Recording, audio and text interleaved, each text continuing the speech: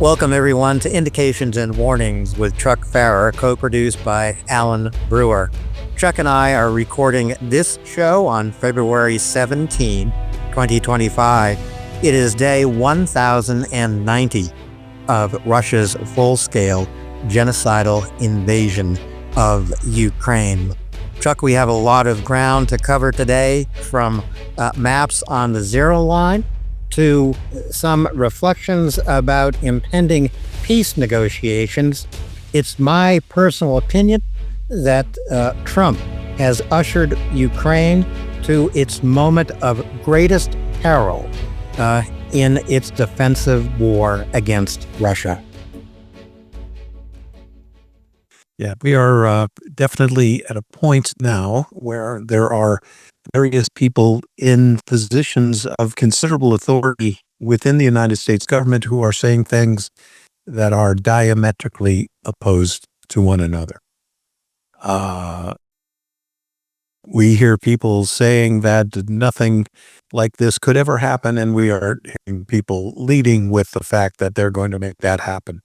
So all that I can say is, for one reason or another, whether that is disorganization, amateurism, cowboyism, or some deeply laid plan to confuse the Russians, nobody knows what's going into these negotiations. Whether that is a tactic or whether that is a symptom, I don't know.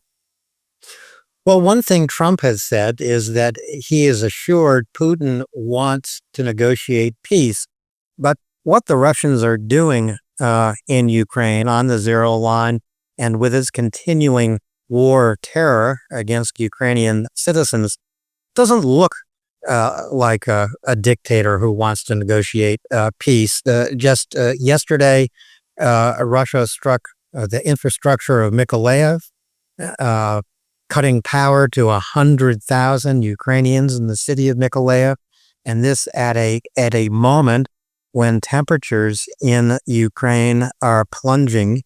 It's about 10 degrees in Kyiv tonight. There's snow all across Ukraine and into Kursk. And there is yet again another nightly terror attack that Russia has launched on Ukraine. It doesn't look like a dictator who wants to negotiate peace to me, Chuck. No, I don't think. A couple of things we should say. There isn't anyone on the Russian side that could be considered a reliable interlocutor in this process. Lavrov lied to the face of Liz Truss 12 hours before the negotiations. This is the foreign minister of Russia lying to the face of the foreign minister of the UK, saying there will be no invasion. This wasn't a little bit of effusions of twisting of words, dangling of modifiers. It was a direct, in-your-face lie. How do you deal with someone like Minister Lavrov now? How do you deal with somebody like Putin, who has not honored a single treaty that he has ever signed, including the Bucharest Declaration, where Russia entered into that agreement with the United States? Is there a corollary there that guaranteed Ukraine's peace and security? So who do you talk to on the Russian side? Again, there's going to apparently be talks in Saudi Arabia. Who's going to be saying what to whom? Again, it's hard to comment because we don't know where anyone's coming from, and we don't know who's going to be lying more to whom at this point. We don't. And it's the Budapest memorandum. Ukraine doesn't want another Budapest memorandum. Ukraine doesn't want more Minsk Accords. Ukraine needs security guarantees. And we are going to get into these impending peace negotiations more deeply later in the show. I just want to say one thing. Listening to Lindsey Graham, the American senator from South Carolina, speaking at the Munich Security Conference that concluded last week, that if Russia were to attack Ukraine again, it would trigger Ukraine's immediate accession into NATO. Sounds like a security guarantee. My question is, why wasn't Ukraine in NATO before now? That would have been enough to hold off any Russian invasion of Ukraine. It's a nice sentiment. It's a nice statement. It is coming, honestly, 11 years too late. That's how long Ukraine has been fighting in self-defense against Russia. Yeah, and to the distinguished senator from South Carolina, I would pose this humble question. Sir, could you qualify and quantify what is an attack? Is it what happened to the Mykolaiv power station yesterday? How about the ballistic missiles that hit Kyiv 2 nights ago? Was that an attack? So, I don't mind people being smarter than me sitting at negotiation tables. I don't mind that. I don't mind when people can use their language to the utmost, to obscure, to mystify, to misdirect, but I object very strenuously to being treated like a jackass. Okay? So don't pull that stuff on me. And I communicate this outrage to our listening guests. I want you guys to feel this way too. Don't take that from somebody like that. What does that even mean? Just as Alan said, what's been going on for the last 3.5 years?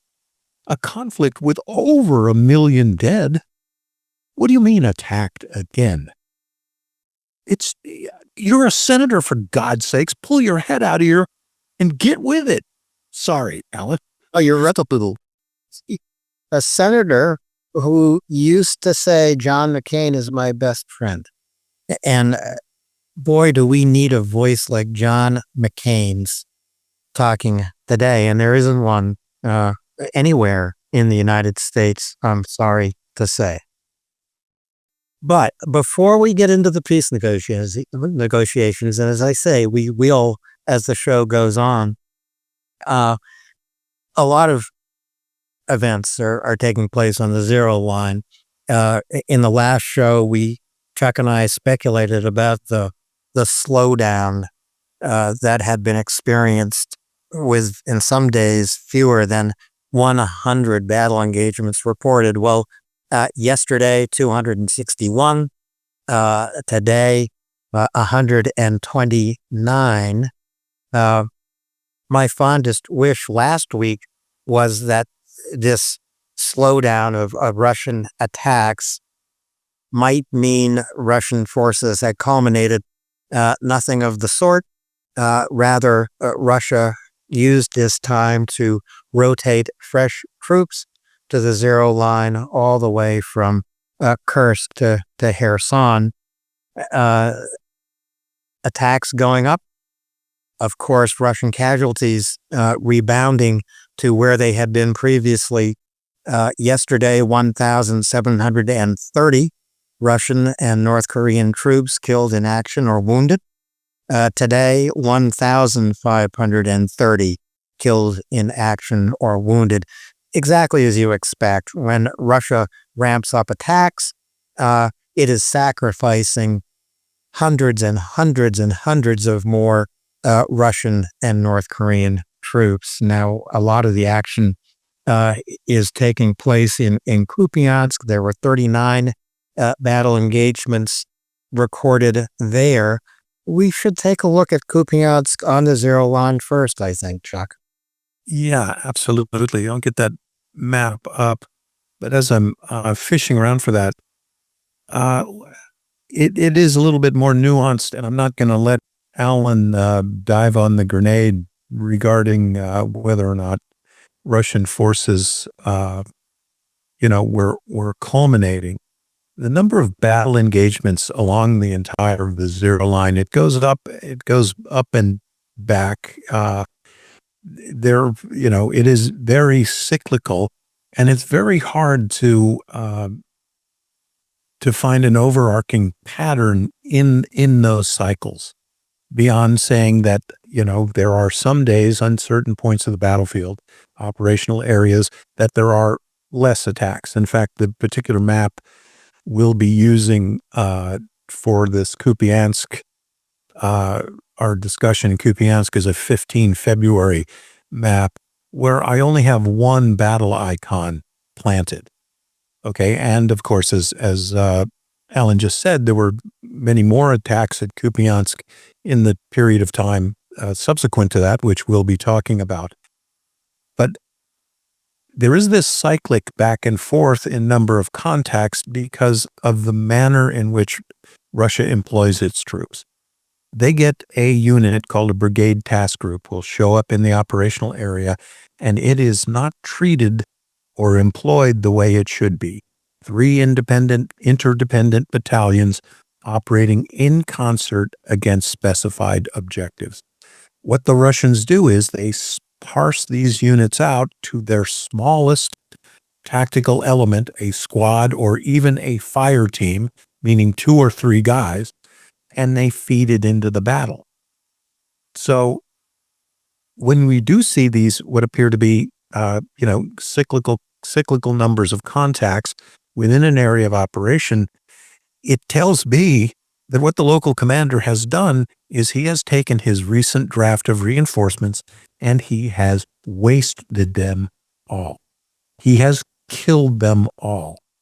We're still dealing with a situation where any battle icon on one of these maps means the Russians lost at least 35% of their force. At least. And the median number is 60 or 70%. And the extremes are a successful attack, doesn't happen very much. And what does happen with more frequency is that the attacking forces are totally annihilated. Not decimated, annihilated. Laid waste, biblically destroyed.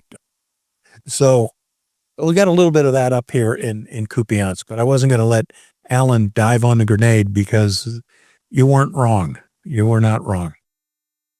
Well, one thing that your map shows in Kupiansk, Chuck, is Ukraine's success destroying Russian artillery systems. As a matter of fact, over the last week to 10 days, Ukraine has destroyed a record number of Russian artillery systems.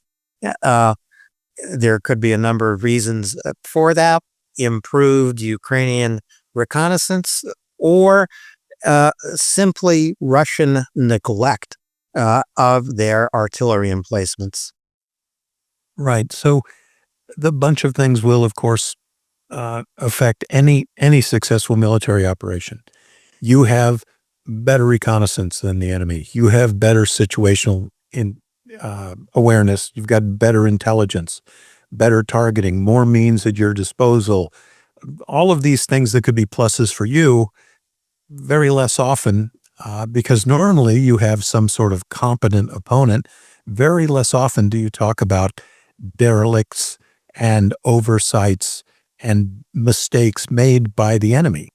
And in the case with these artillery systems, you've got newly trained gunners. They have no combat experience. They don't have the sense God gave a goose. They get near a crossroads because they can figure out where it is on a map, and they figure that's a good place to hide. You are literally lurking around a place that is a giant X from outer space.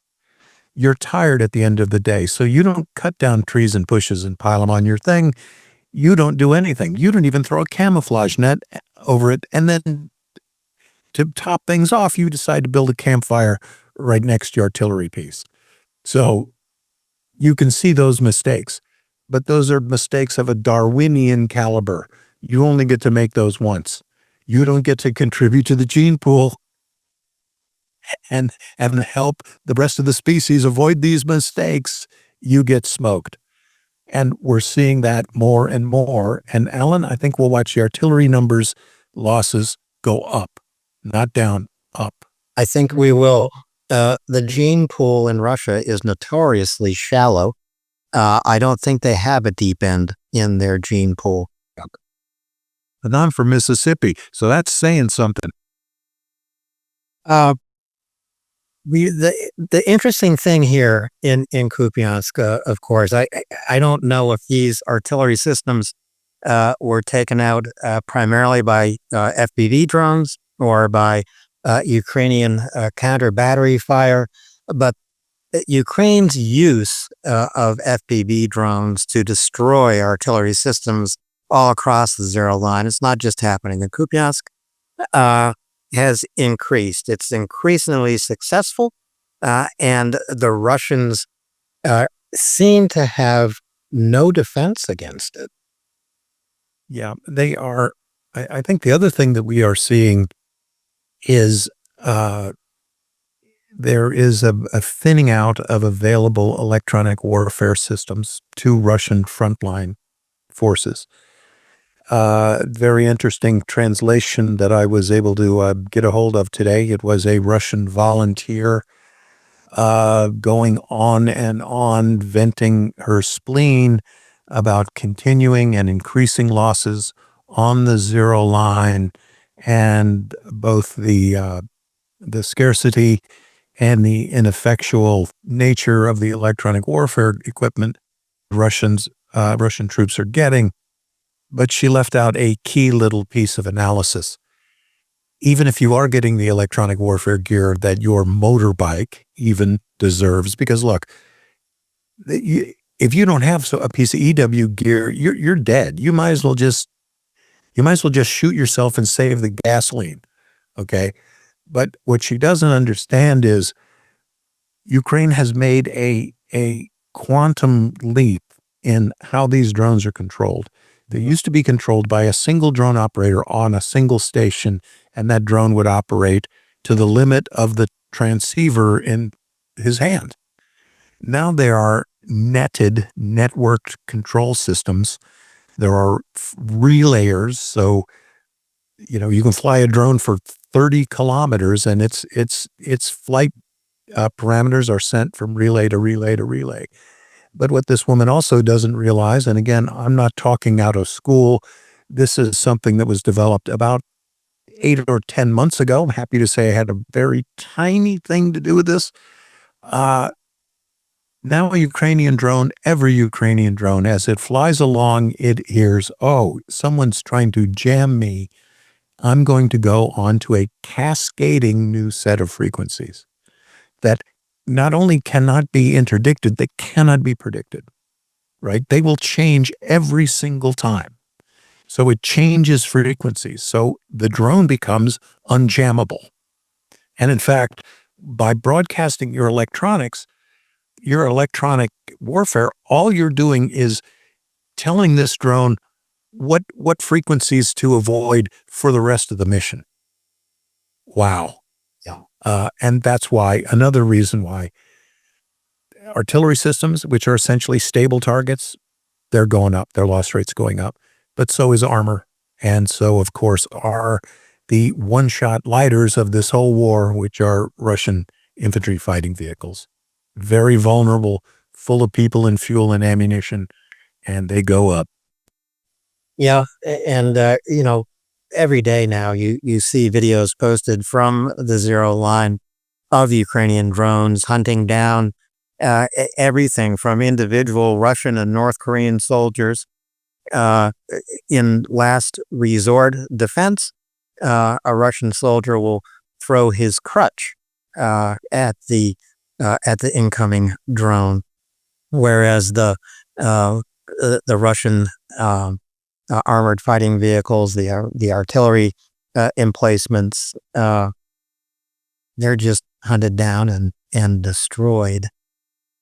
One thing caught my eye the other day, Chuck, a video of an artillery emplacement being taken out, but with a massive explosion, as if the Russians had stockpiled artillery shells right next to the artillery emplacement. I mean, within a couple of feet. Well, there's just another one of those things, right? You don't stockpile the ammunition on the site where the weapon itself is. You need runners. You want to bury these things out at different, one at 6 o'clock, one at 8 o'clock, one at 5 o'clock, 200 meters. they get there and they unload all the artillery shells, and many of the Russian systems, there is a projectile, and then there is literally a bag of propellant, right? So a bag of gunpowder. The Russians also use very large diameter mortars. So a big mortar, not an artillery tube where you put a shell in the breech and you close it and it fires like a big gun. This is, you take a giant artillery shell and you drop it into a tube and it goes off. For mortar shells are propelled by these little C-shaped donuts. They're called increments, and they have a very volatile, fast-burning, explosive powder. To make the mortar round go farther, you put more of these increments on there. So you clip these little C's. Well, a very lazy mortarman who's not long for this world, when you're adjusting fire, you take a couple of those and you just throw them out of the position. So they are sitting around and they pile up and they get knee deep because you are an absolute imbecile. And a drone flies over and goes off, and that's where you get those 100 or 200 foot mushroom clouds, because these imbeciles have surrounded themselves, with the bricks of their own doom. Yeah. But you keep thinking it's not going to happen anymore, Alan, but it happens again and again and again. You would think at this point in the war it wouldn't be happening, but it's happening because Russia constantly replaces experienced, battle-tested soldiers who have been wounded or killed in action. They're out of action. Russian recruits with very little training and no battlefield experience are being thrown onto the zero line all the way from Kursk to Kherson. Also, right here in Kupiansk. One final word about this map in Kupiansk, Chuck. Generally speaking, over the last 3 weeks, Russia has been advancing at a slower and slower pace of about 1 square kilometer a day, let's say, which is next to nothing. And it's territory that they may well lose the very next day. The advance towards Kupiansk appears to be not only slow, but lethally grinding for the Russians here. Yeah, they're not getting any closer. It's interesting. So a lot of these times I'll go back, and of course I've got thousands of these maps. They're broken out by operational area. And sometimes I'll go back 6 months and the position of the zero line will catch my eye. And so I'll grab that map and I'll bring it up to the top and I'll put it next to February 15th. And that's, I bring this up because that's the case of this map, that this is precisely where the zero line was 6 months ago. It goes back and forth. And we've talked often about Russia taking ground, and then what do they do with it? Right? So the Ukrainians will generally be more than happy to allow you to come across 5 square kilometers of open ground that doesn't have one tree on it. You will have been able to tell the Kremlin that you have advanced 1 kilometer and you have pushed the zero line forward. And then you got to start writing letters home to all the wives and mothers, because you put people into a position that is militarily untenable. It's overlooked by high ground. It is swept by plunging fire, and your guys are just getting clobbered there to no advantage whatsoever. And that is what happens here in Kupiansk and other places on the battlefield. Kremenna mostly, where I see it truly in the most glaring example, and we'll be heading there next. But it's one thing to take an objective. It's another thing to hold it. It's another thing to commit the resources, resupply, reinforcement, manpower, transportation, everything it takes to hold on to it. And it's Ukraine's advantage that the Russians stupidly, without a thought for the future, without a thought for an integrated achievement of objectives, they simply push forward. So they show up every morning and get killed in their hundreds. And that's the way the war goes, daily. This is exactly what we're going to see on the next map in Kremina. And when we get to the map in Velyka Novosilka, we'll see it again. But let's move to the map in Kremina. This is where the Russians have created a salient in the north of the map, extremely vulnerable and exposed to Ukrainian emplacements in bluffs that overlook the Russian advance. Not exactly what a Russian advance should it be looking like. Rather, it is Ukraine inviting Russians into a killing field. Absolutely. So this is the 7/10/16 February map of the Kremina axis, and you can look, if you find the Zarabetsa Reservoir, which is, of course, the body of water in the middle, and you look there in the northwest of it, and the Russians control a salient that is Nevsky in the north, basically Ivanivka in the south, and they are pushing toward Nove in the west. The key part of this map to look at is the little red neck between Nevsky and the head, the north portion of the Zarabetsa Reservoir. Everything that is in the Russian salient, everything, every bean, every bullet, every Band-Aid, every man, every artillery shell, everything has to go through that narrow little opening. This is something that no competent commander would ever tolerate on his battlefield for 1 second. Because this means when the Ukrainians want to, they will come thundering out of Nevsky. They will cut off that little road junction. And every Russian in that area will be absolutely cut off from the two things everyone needs: help and mercy. So they're going to be in the hurt locker. So in the meantime, the Ukrainians are just letting them come. They're stuffing more potential code 200s into the box there, and we'll see that happen. And if you look at the topography on this map, Chuck, you can see on Russia's right flank a string of bluffs. Directly in front of the Russian advance in Kolodiazy, more bluffs. I mean, how stupid can you get? And look, maybe Russia will break out of this and they will approach Liman from the north, and I'll be completely wrong. But my God, it's not an advance if you're heading into a box canyon. Okay, that's not a win, right?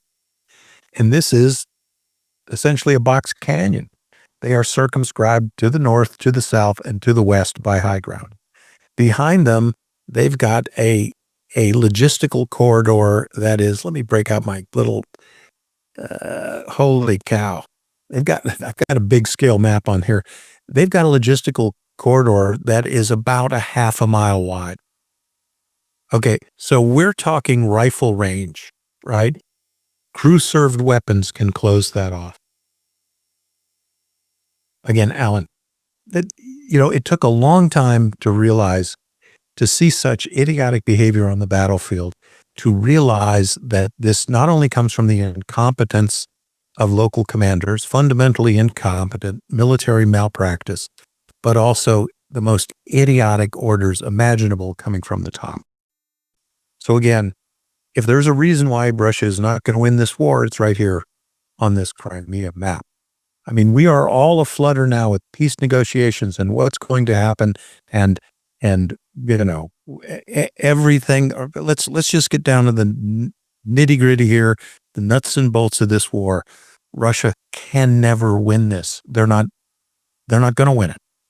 They have lost 2/3 of what they had at the start of this war. It's all gone. Yeah. There's 10,000 tanks gone. Again, that's 17 times the number of tanks that NATO has in Europe. They've lost them. By May, they will have lost 1 million men. Yeah. They're not going to war. It isn't going to happen. No. And I don't think there will be any way for Russia to put off reaching that million casualty mark by May, late May, early June at the latest. I don't care if peace negotiations actually get started. Right now, the Trump administration is saying a ceasefire by Easter, which is April 20th. I find that very doubtful. They're saying a successful end to negotiations in 180 days. Who knows? We'll get to the peace negotiations and what a conundrum they are as we move on through the show.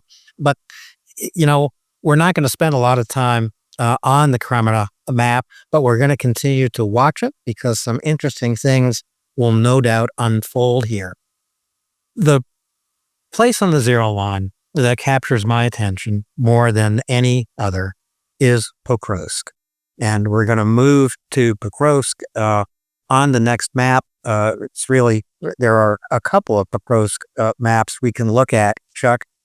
Yesterday, Russia launched 71 attacks in the Pokrovsk battle area.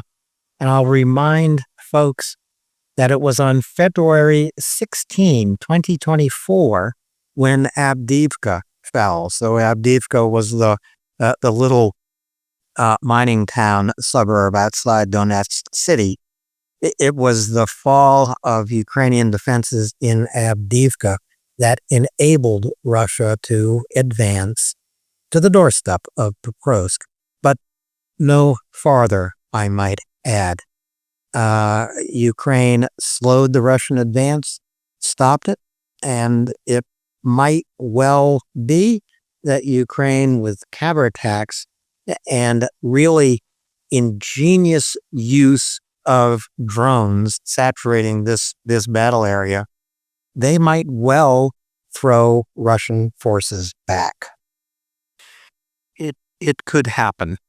One of the reasons that the Russians have gotten to the doorstep of Pokrovsk, and they are getting no closer. After the fall of Avdiivka, and look, this was noticed not only by armchair generals like me, but the real generals.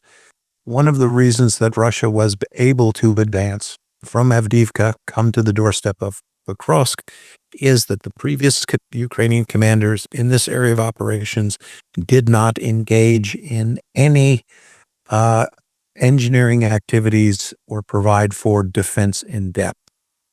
So the Russians were able to push. Once Avdiivka had fallen, they pushed rather quickly for Russians, but still this took a year.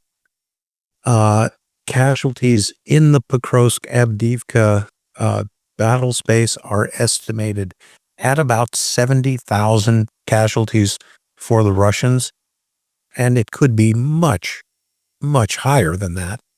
70,000 is not an inconsiderable number, with thousands of tanks lost and armored personnel carrier losses, in the low 4 digits, 6,000 possibly. It's a lot.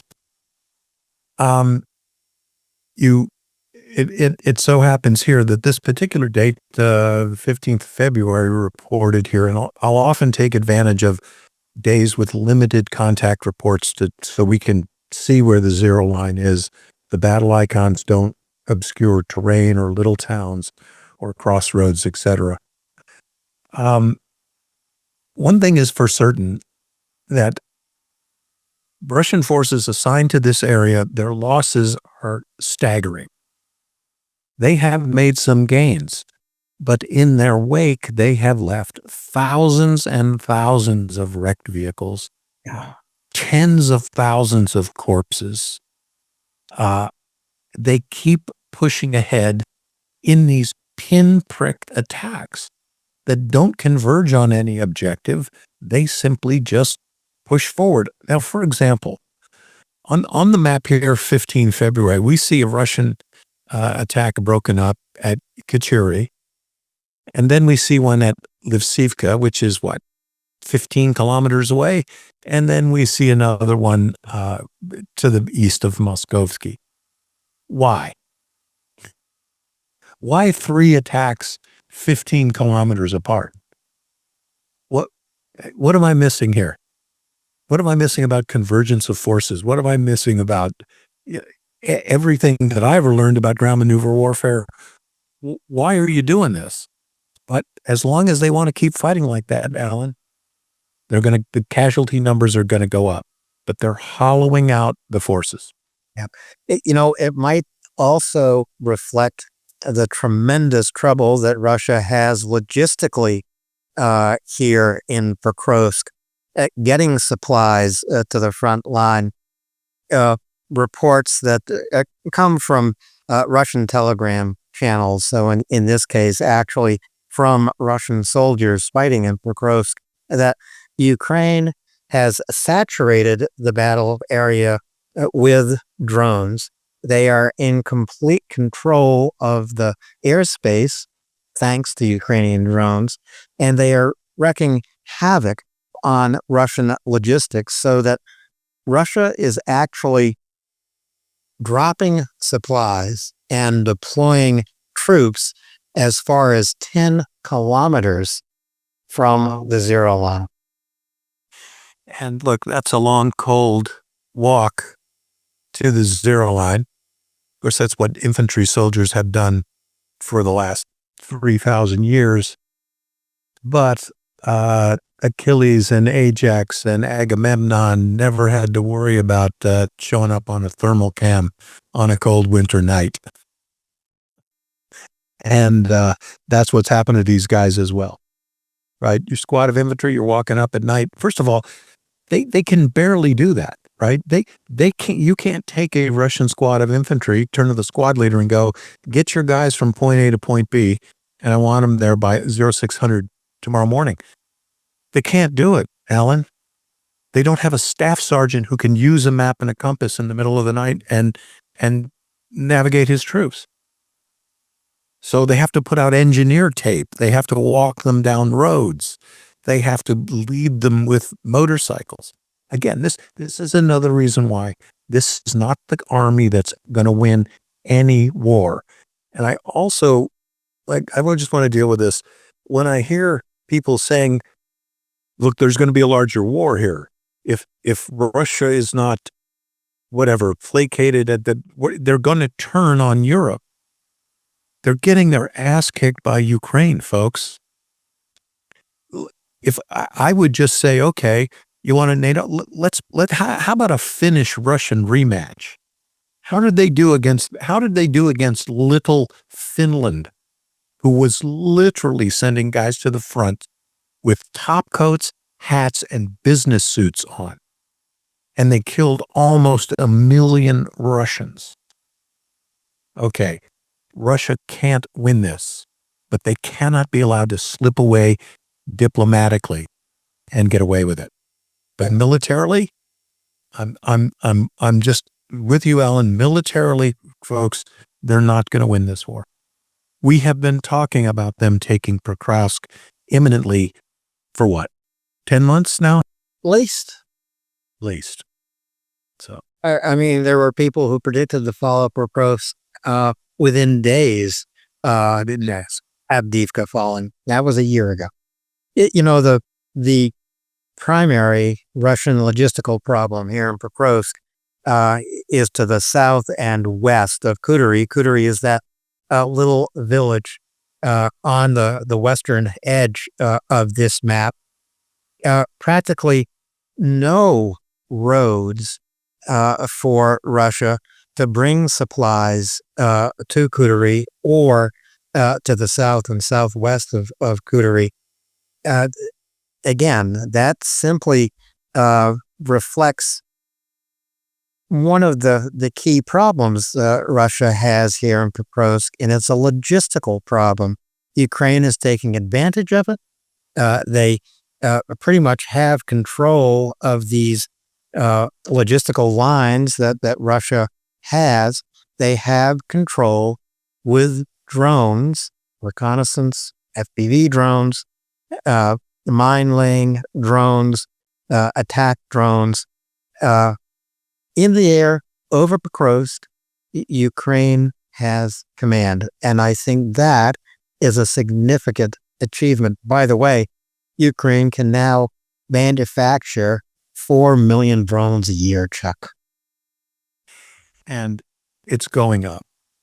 And it isn't just drones. Ukraine is on the cusp of producing 30% of its own military logistical material needs per year in the war, not inconsiderable. Also around Kuduri, it's not shown on this map, but there are a number of Ukrainian counterattacks in that vicinity. And if you look close and blow up the map, you can see the terrain upon which they are likely to be occurring. So this is just off the map to the west, but principally south of the map.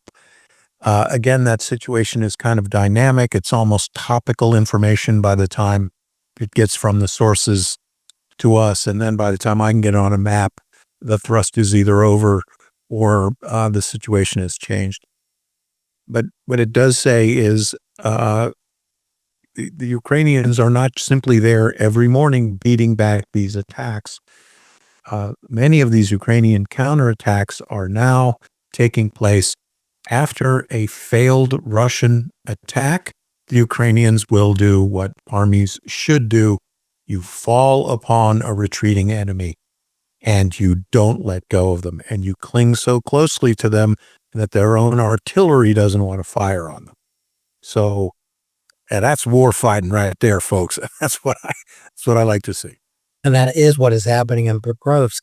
A footnote from Pokrovsk, Chuck, you noted that Ukrainians using countermeasures for the first time, to my knowledge, brought down a Russian cab, a glide bomb.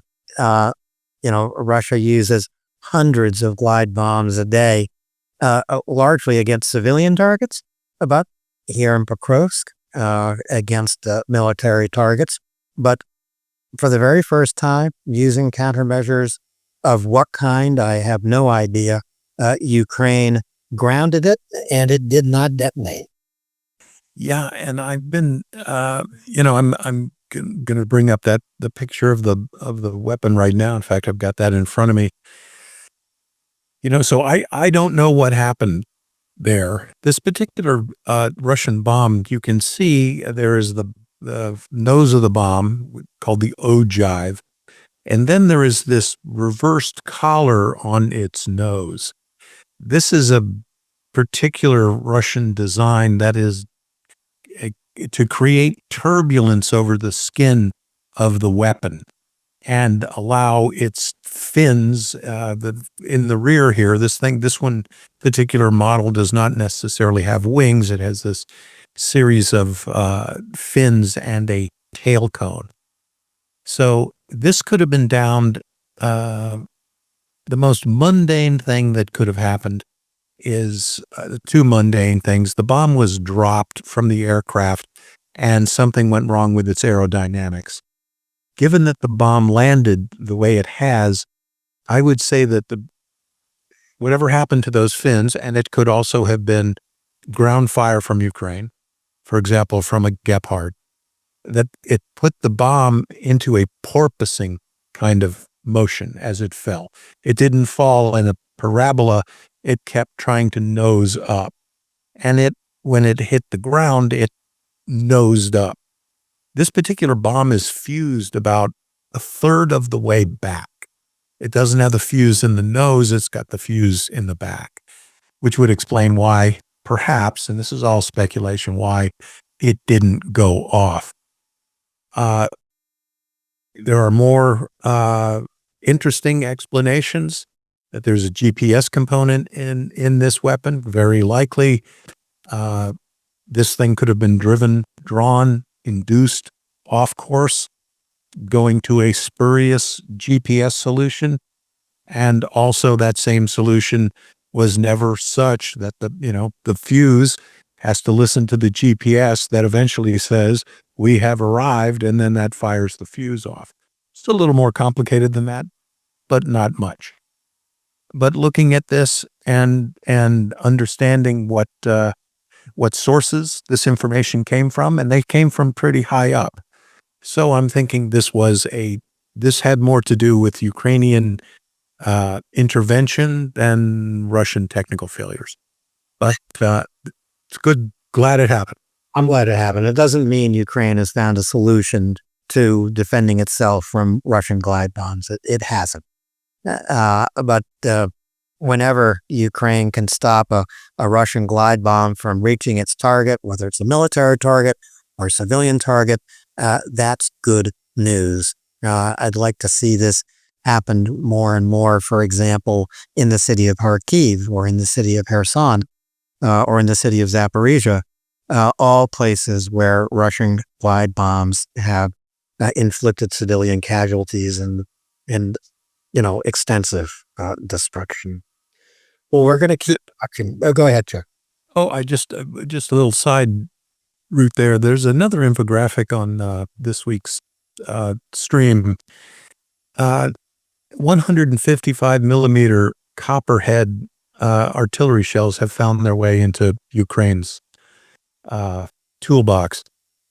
This goes back a long time, folks. If you notice my white beard, 155 millimeter copperhead was the first guided munition that I ever called in on a target.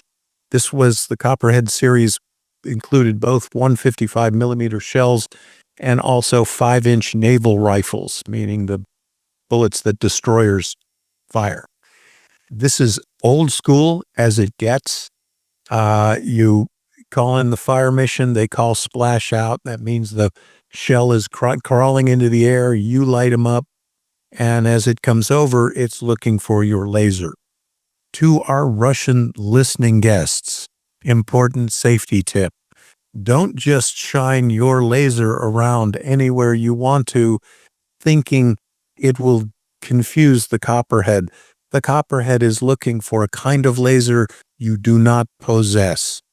You have no idea what you are doing.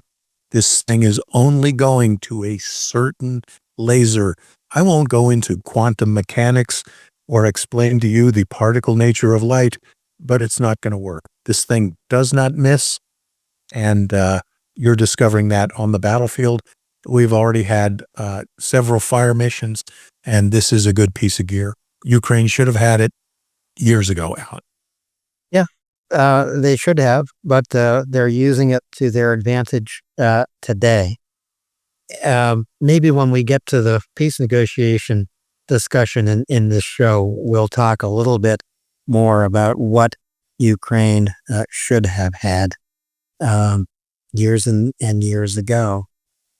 So again, the Pokrovsk map, one to keep a particular eye on, especially the successes of the Ukrainian counterattacks here, the success that Ukraine has had saturating the airspace over the battlefield with its drones, and the success that Ukraine is having really almost cutting off Russian logistics here in Pokrovsk, so that we now hear Russian soldiers complaining on Telegram channels that they literally cannot move.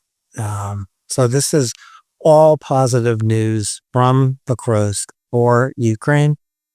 Sometimes I make too much of positive news, but you know, it's uh, it's good to accentuate the positive, I think. It is accentuating. And there's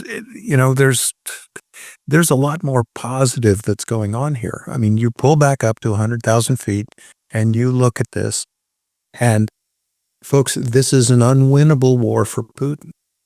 Nothing in his bag of tricks is going to reform his army, start training his replacement troops to the battlefield.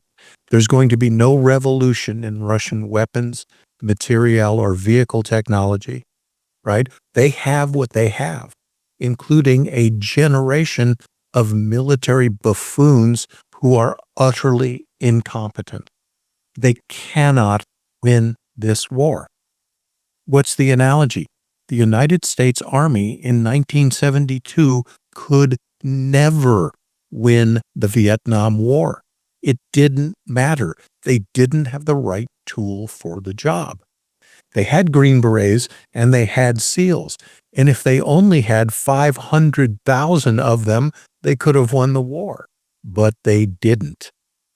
So again, we talk about this in ups and downs and troop rotations and we're getting into peace negotiations. But I want everyone to remember this. If you don't think this war is unwinnable for Russia, sit down, have a vodka, and ask yourself how you're going to win this. Ask yourself. Ask yourself who's writing the big plan to capture Kyiv this summer. To ask you, who? Gerasimov? Shoigu? Prigozhin? Oh, he's dead. Wagner? They got no cards. Allen, zero. They got nothing. They have nothing. I even if negotiations get off to a start soon, they take 180 days. That's Kellogg's announced window. In those 180 days, I don't even see Russia making additional gains, frankly. Rather, I see the zero line being rolled back by Ukraine. But, that's really getting ahead of the game. I admit that. But one of the reasons why I feel that way is watching what the Ukrainians are doing in Kurakova and Velyka Novosilka. Ukraine has maintained this salient west of Kurakova along the H-15, apparently inflicting pretty heavy losses on Russia. Remember, Kurakova fell over 2 weeks ago, and Russia hasn't really succeeded in nipping off this Ukrainian salient. No, and that salient is greatly reduced as it should be. At one point, the Ukrainian salient, based basically on the H-15 highway, and again, there's a map, 17 February, up today.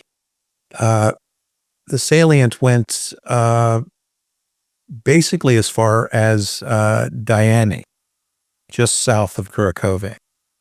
The Russians have advanced, but in the dance of military movement, what you can say is Ukraine has successfully broken contact, controlled the tempo of the battle space, and withdrawn, shortened its lines to more tenable positions, giving the Russians, the Russians have got, I don't know, there must be 20 square kilometers.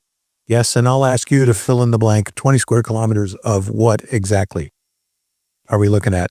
There's 2 square ponds that are the effluents from a pig farm. I guess they could use that to train their water polo team. There's just nothing, right? They don't have anything. And in the reporting period 16 to 17 February, I see Ukrainian attacks into the city of Avdiivka, into Lakhty and down toward Zelenivka. And these These battle icons are 2 and 3 kilometers inside the Russian zero line. So we're talking raiding operations. You raid for a number of purposes. You want to grab a general. You want a piece of equipment. It's a reconnaissance that turns into a reconnaissance in force. And it's also telling me something so I'm looking at 1, 2, 3, 4, 5 contact points that are on the other side of the zero line. It's telling me that the Russians are not exactly running a tight defensive line, right? Their defensive lines are permeable, which is another symptom of an attriting enemy, right? These guys are getting tired. And why wouldn't they be? They've been pushed pretty hard. We'll see. They're making mistakes. You make more mistakes when you're tired. And when we go to the next map, which will be down in Velyka Novosilka, we're going to see some tired troops and what happens to tired troops. Well, not much more to say about Kurakova, except it is a map in which you can see exactly what Chuck is talking about. Ukraine successfully breaking contact with Russian forces in an orderly way and in a lethal way for those Russian troops attempting to proceed to the west along the H-15. So around the corner into Velyka Novosilka, this was a vaunted achievement by the Russians to plant a flag in the tiny village of Velyka Novosilka. But since they did that, again, about 2 weeks ago, it's become a pretty hot town for them every damn day. Yeah, this was a big, it took them, I don't know, I guess we're talking 24 to 36 months to get up the TO518 to Velyka Novosilka. The river, of course, going down just about the middle of the map is the Mokry Yali. And the little towns there are going up north. And the battle was basically fought from town to town. With the Russians finally taking Velyka Novosilka in about the same 1 month period that they were able to take Vuhledar to the south. Like Vuhledar, Velyka Novosilka, they got to tell Putin they've captured a city, but if Putin knew how to read a map, he'd look at it and say, well, you controlled every single road into the city for 6 months. You couldn't throw the Ukrainians out. And then they got away and you got a fistful of nothing. I want you to destroy Ukrainians.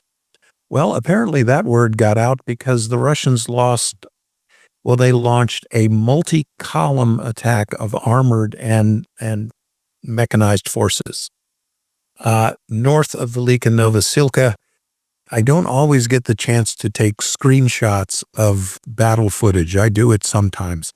But this was an extremely heavy set of losses for the Russians. They lost somewhere between 8 and 10 tanks and upwards of 40 infantry fighting vehicles. And again, in a disturbingly brief contact period of about maybe 70 minutes. So that's pretty bad. And that's Velyka Novosilka. And again, they spent in the Velyka Novosilka battle area, I'd say conservatively, 35,000, at least 35,000 dead Russians in this area. Now they're trying to pull themselves north. They attacked where they were expected, again, in broad daylight. And again, it was mines, first-person drones, and artillery. And this may have been where the Copperheads made their debut. I think it probably was the 155 millimeter Copperheads, which are definitely good enough to come right in either the front hatch or the top hatch of your tank. Depends on where you put your laser. I need to become more familiar with these copperheads named after a snake I had a love of. Yes, a snake in the eastern United States for our international listeners is called a copperhead. It is a pit viper like a rattlesnake, but it doesn't make any noise. And its camouflage is almost perfect. Yep. Uh, much the same thing happened in Kursk as happened in Velyka Novosilka with a Russian armored column trying to advance over open fields in broad daylight. And while we don't have a Kursk map today, we do have that news of the Russian armored column that Ukraine absolutely destroyed. Again, you're talking about 10 or more tanks and armored vehicles. Uh, and this is where Ukraine is expanding its counterattacks in Kursk to the southeast of Sushka. So once again, in the Kursk area, the Ukrainian salient looks basically, it's shaped like the nation of India. It has that same sort of shape. Ukrainian attacks have been extremely successful, again, to the southeast. But the interesting thing that Ukraine has and maintains this as an advantage within this salient is because they captured Shushka early. It was the nexus of the transportation road network in that area of the Kursk Oblast, and Ukraine invaded with tons of special operations forces that they used as screening troops and tons of combat engineers. So they were fortifying bridges, defensive positions, laying minefields, fields of fire, preparing for a long-term defense, even as they advanced into Kursk. Looking forward, building winter quarters, even though it was August when they invaded, right? They were there for long term, and they didn't just think we're here from long term, right? They brought the firewood, they brought the shovels, they brought the stoves. So they've put that together very well. This also means that Ukraine has introduced this element into Kursk Oblast, but they have dominated because they have interior lines of communication. The Russians are fighting pinprick attacks all over the salient, but every Russian attack has to move 3 times as far as the Ukrainians to meet it. To meet the attack, the Ukrainians need only to turn. To stage the attack, the Russians have got to come all the way around Adam's barn, as they say in Maine. Right? That's right. Around Adam's barn. So, Say Ban. barn. I swear to God, they say barn. I swear. That's a little bit more Boston because yeah. But anyway. Boston, but a Mainer would recognize that and tell you to go back to Massachusetts. Yeah, that's right. They would, because I'm a masshole. That's right.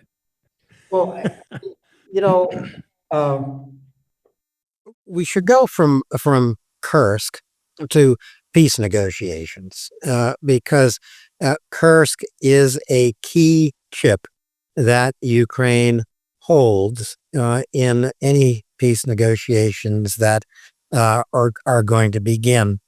And we don't know exactly how those peace negotiations will begin. We know that Lavrov has arrived in Saudi Arabia with the Russian negotiating team.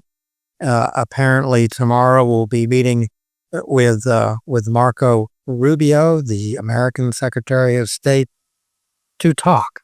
Now, Ukraine is not a part of this talk, and that's all it is talk. It's not the beginning of peace negotiations, but it violates a cardinal rule: nothing about Ukraine without Ukraine.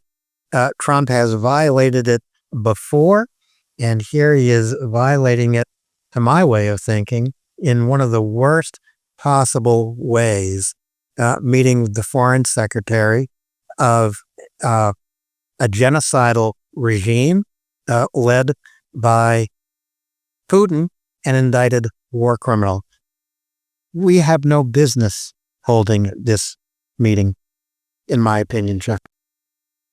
I have to agree with you. I don't see what the purpose of talking to Minister Lavrov at all. Why should we talk to him?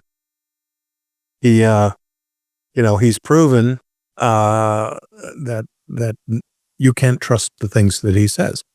That is why diplomats have big vocabularies.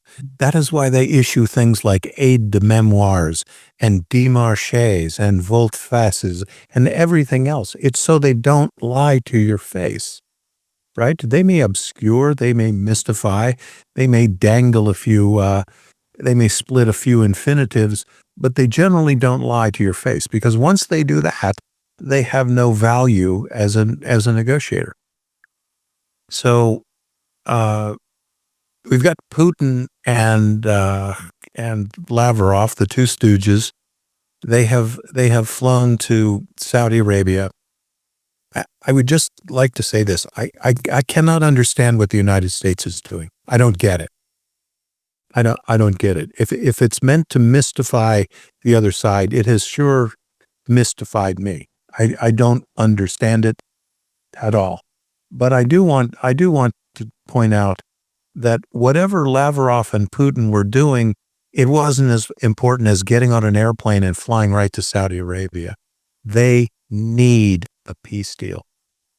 I hope the United States, Mr. Rubio, Ukraine doesn't need a bad peace ever. And it doesn't necessarily need peace right now. Russia needs a way out of Ukraine. Russia's hurting itself every day that it's in Ukraine. And I agree with you full-heartedly, Alan. Nothing about Ukraine without Ukraine. Yeah. Nothing. Ukraine, they're the grown-ups in the room too, okay? Because we know how negotiations work when it's just a little piece of the Sudetenland, right? Or it's just a little piece of Czechoslovakia. Or, you know what? It's really a dispute between Poland and Hitler, not so much with us. These are mistakes that aren't historical. People are still living whose lives were impacted by those decisions. Let's not forget them. Yep. I agree. This is what makes the Munich Security Conference such an ironic location, because it was in 1938, of course, that Neville Chamberlain returned to London with peace in our time.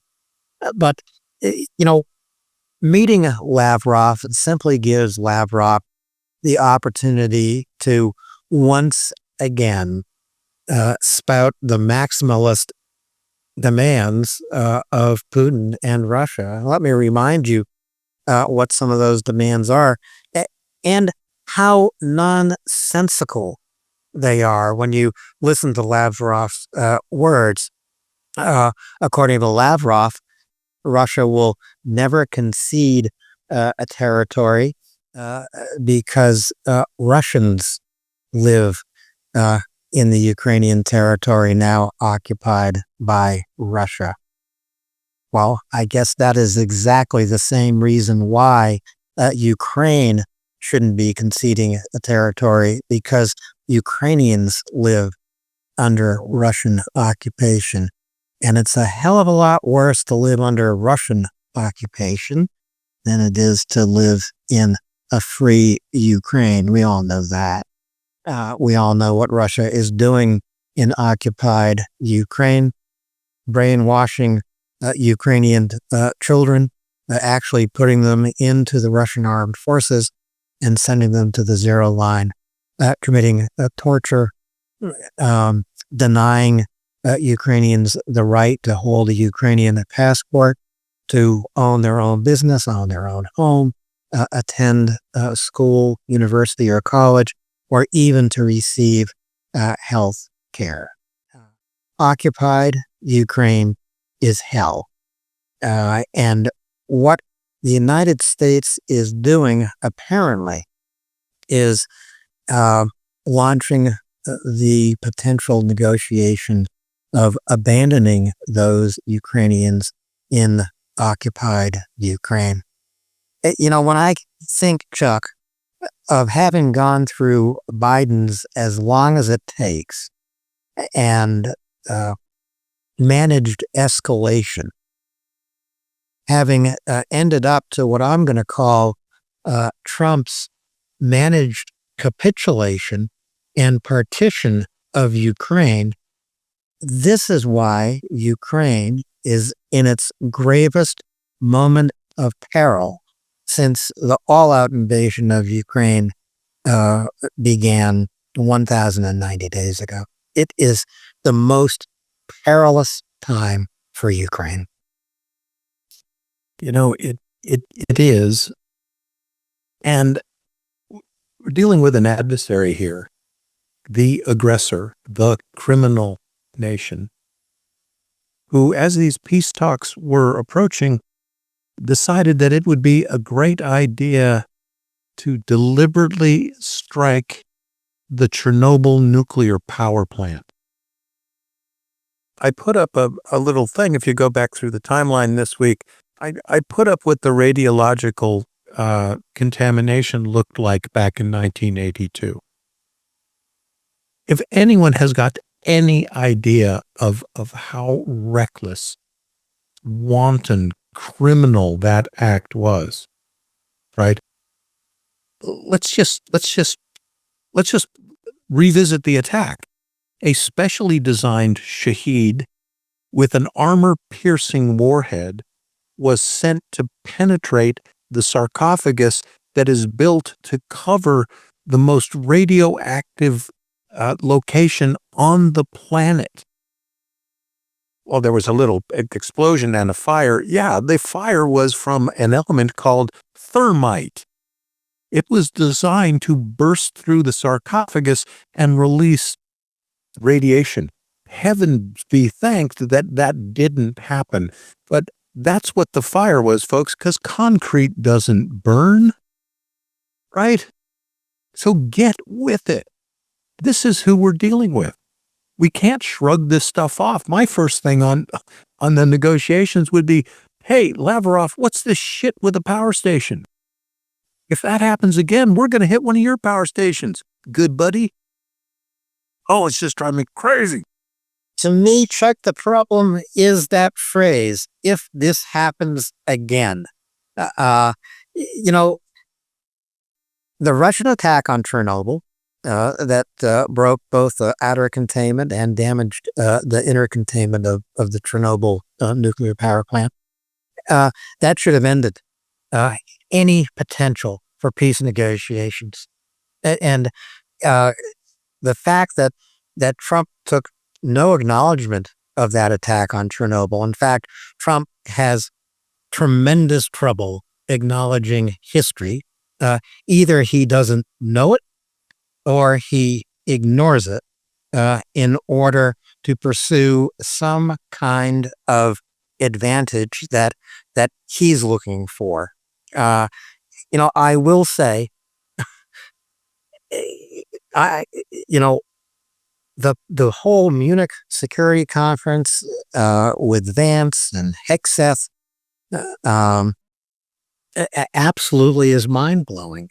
This, to me, is a natural disaster caused by Trump. It is like an earthquake. It is like an unprecedented volcanic eruption like Mount St. Helens blowing up 80 years of peace that has been achieved by American alliances and by American military power. For Trump to turn his back on Europe as well as on Ukraine, I'm just going to say, I don't think anybody in the United States voted for that. And I don't give a damn what you voted for.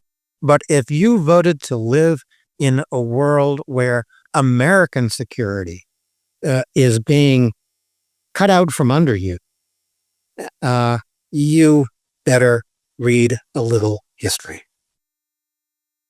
There are two personalities coming to meet, and they both are the sorts of people who think that they can get anything from anyone. And Mr. Putin was trained that if you take someone's hand and put it into a vice until it turns into hamburger, they'll give you what you want.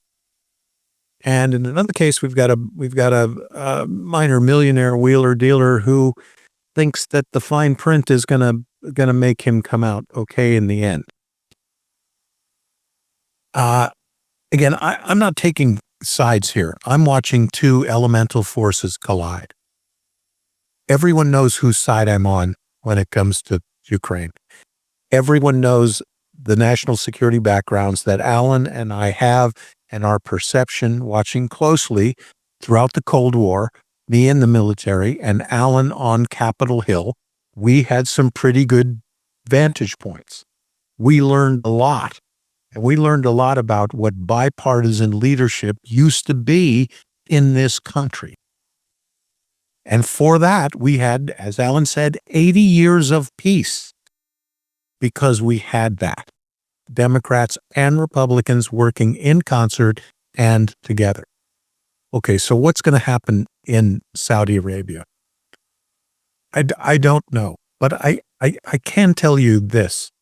There are the kinds of personalities involved that if one of these individuals feels like he has been betrayed, made to look like a monkey, lied to, the other side isn't pulling its share of the bargain, we'll see. Nothing pulls the scales from your eyes better than reaching back in your pocket and realizing it's been picked, right? That you've been hoodwinked. I pray. Look, there are people on the American negotiating side, people like General Kellogg, who has a pretty good perception of what the Soviets and the Russians after them, what they're capable of, the manner in which they negotiate. We need only look at the first Chechen war. There was a ceasefire there too. A durable peace that lasted precisely as long as it took the Russian army to bring up reinforcements and lay waste to the nation of Chechnya. So this is a deadly serious business. Ukraine is, look, this isn't like hiding Christmas presents from the kids at Christmas, right? This is about Ukraine. They have a president. They have a democratically elected leadership. They are in the fight for their life. They need to be prominently at the conference table from the outset. And it's not happening. Well, look, I've been outraged since the Munich Security Conference opened. You're going to have to build a sarcophagus around me to contain my outrage, Chuck, at what Trump has done to American foreign policy. American foreign policy does not depend on one person who wants to be an autocrat. American foreign policy depends on elected public officials in Congress who receive security briefings. American foreign policy depends on, one would hope, an aware, if not wise, Secretary of State, someone who not only knows history, but is unwilling to whitewash. What it seems to me, Chuck, and I was worried about this more than 2 weeks ago. What it seems to me is that Trump is leading Ukraine down a path where Zelensky will have to say no. And Zelensky will say no, not over my dead body, not over the dead bodies of hundreds of thousands of Ukrainian troops and citizens. No, I will not cede territory to Russia.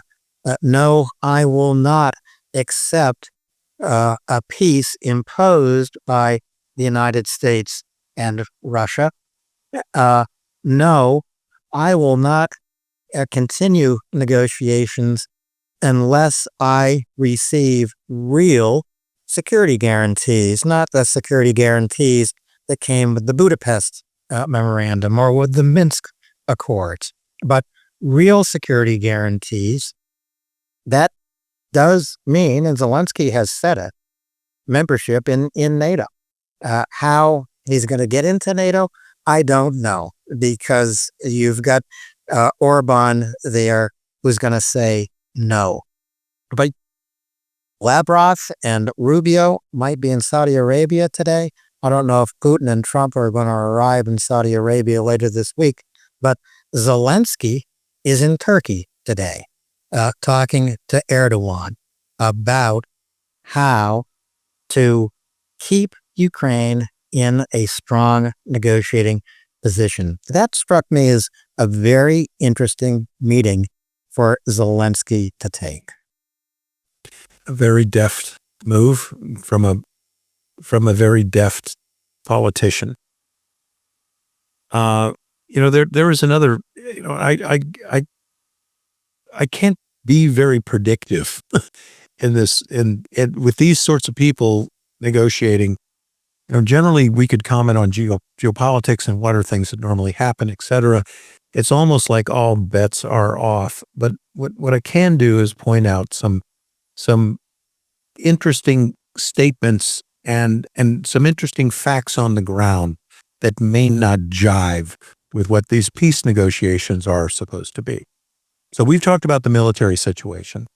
I do not see Russia as resurgent. I don't see them anywhere near attaining their military goals in Ukraine. We've talked about that. They're not going to win this war.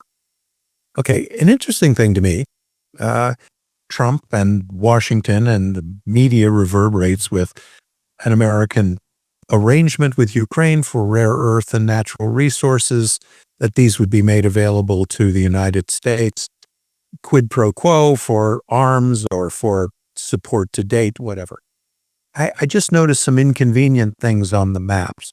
These rare earth minerals and natural resources, they are all in the east of Ukraine.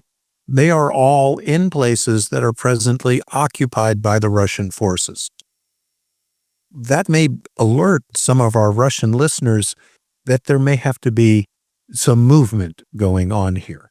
It may not mean that what you have captured in Luhansk and Donetsk and Zaporizhzhia and Kherson, that you're going to get to stay there. And in fact, the one thing that does encourage me is if our president wants something, he normally will try to get it. He won't be able to get it unless he gets the Russians out. Now, does that mean anything? No, that doesn't. I'm just a little lieutenant commander at the back of the room, brought this up. Just a note to everybody, I'm going to sit back down now. But it's interesting. It's interesting. And I'm just an ordinary civilian. And that's all I've ever been. It's all I'm ever going to be. Capitol Hill staffer folks don't. Yeah. On a senator's staff, so I'm not going to listen to that. Long time ago, had the good fortune of working for a senator who served on the Armed Services Committee, as a matter of fact. But that was a very long time ago. Times have changed. I know how radically times have changed just from listening to Hegseth Vance at the Munich Security Conference. Well, one thing I will say, Chuck, as I said earlier in the show, Kellogg, Rubio, Vance, Hegseth, Trump, they're not all singing from the same hymnal. They are saying contradictory things. I don't know how much negotiating power Kellogg actually has. He's come out and made some statements which have not been echoed by Trump. And because they're not all singing from the same hymnal, Zelensky is right when he says there is no Trump peace plan yet, and there isn't. And that's because the Trump peace plan is somewhere inside Trump's head. We don't know what it is because he doesn't know what it is yet either. We are waiting for Trump to come out with either some nonsense or some non-starters, or I don't know what. But I don't expect Trump to be a peacemaker because he's only a deal maker. I think that's very well put. I think that one of the clearest seeing and coolest heads involved in this process would be General Kellogg. I think he grasps completely what Russia's foreign policy is about. And he understands, I wish I had better words for that, their tricks, their ploys, their playbook. Yeah. He gets it. But I do know this. This is a guy who, since he was 18 years old, has gotten to the very top of a profession that requires scholarship, it requires competency, it requires you to be a man of action and a man of thought, and it also snaps you into a hierarchical organization, and junior officer or senior officer, ensign to 4-star, you serve at the pleasure of the president. So General Kellogg is either going to discover that what he is saying is either supported by the boss or it's not supported by the boss.